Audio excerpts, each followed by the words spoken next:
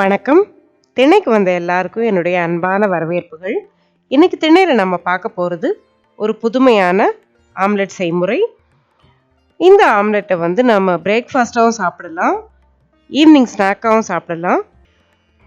இப்போ உங்கள் வீட்டில் முறுக்கு மீதமாகுது அப்படின்னா அதை வந்து பொடி பண்ணி, அதாவது கொரகொரப்பாக பொடி பண்ணி அதை நம்ம பொரியல் பண்ணும்போது அதில் சேர்த்துக்கலாம். ரொம்பவே டேஸ்ட்டாக இருக்கும். அதே மாதிரி இன்னைக்கு ஓமப்பொடியை சேர்த்து இப்போ நம்ம ஒரு ஆம்லெட் பண்ண போகிறோம். எப்படி பண்ணுறதுன்னு இப்போ பார்க்கலாம்.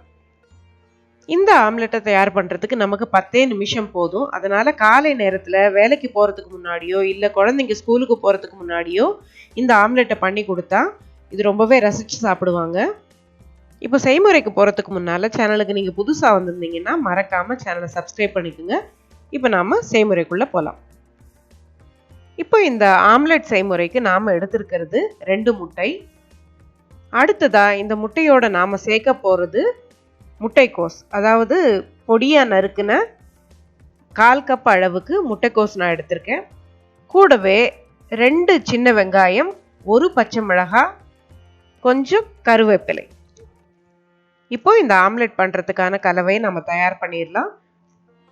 இப்போ ஒரு பாத்திரத்தில் நறுக்கி வச்ச முட்டைக்கோஸை சேர்த்தாச்சு. கூடவே நறுக்கின வெங்காயம், பச்சை மிளகாய், கருவேப்பிலை இதெல்லாம் சேர்த்துக்கலாம். இப்போ வெங்காயம் வேண்டான்னா நம்ம ஸ்கிப் பண்ணிடலாம். முட்டைக்கோஸ் மட்டும் சேர்த்து பண்ணால் கூட நல்லா தான் இருக்கும். இப்போ கூடவே 2 முட்டையை உடைச்சி இப்போ நம்ம அதில் சேர்த்துக்கலாம். அடுத்ததாக இந்த ஆம்லெட்டுக்கு தேவையான உப்பும் காரமும் சேர்த்து இந்த முட்டை கலவையை நல்லா கலந்து எடுத்துக்கலாம். இப்போ நான் 1/4 டீஸ்பூன் அளவுக்கு வத்தல் தூள் சேர்த்துருக்கேன்.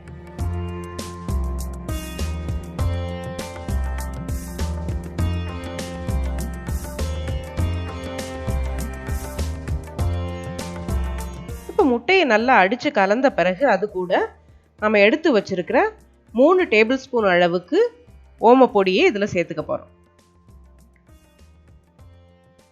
இப்போ சேர்த்து நல்லா கலந்து விட்டுட்டு நாம் இப்போ ஆம்லெட் பண்ண போகிறோம். இப்போ ஒரு தோசைக்கல்லில் நான் ஒரு 2லேருந்து 3 டீஸ்பூன் அளவுக்கு எண்ணெய் சேர்த்துக்கிறேன். எண்ணெய் சூடான உடனே நம்ம கலந்து வச்சிருக்கிற முட்டை கலவையை இதில் ஊற்றிக்கலாம். சின்ன சின்ன அடைகளாக கூட நீங்கள் ஊற்றி எடுக்கலாம். இப்போ நான் வந்து மொத்தமாக ஒரே அடையாக போட்டுட்டு அதை வந்து கட் பண்ணி எடுத்துக்க போகிறேன். இப்போ பரவலாக நல்லா விரித்து விட்டுக்கோங்க. விரித்து விட்டுட்டு ஒரு நிமிஷம் மட்டும் தீயை குறைச்சிட்டு இந்த மாதிரி மூடி வச்சுட்டு அதுக்கப்புறம் திருப்புனீங்கன்னா உங்களுக்கு திருப்புறதுக்கு வசதியாக இருக்கும்.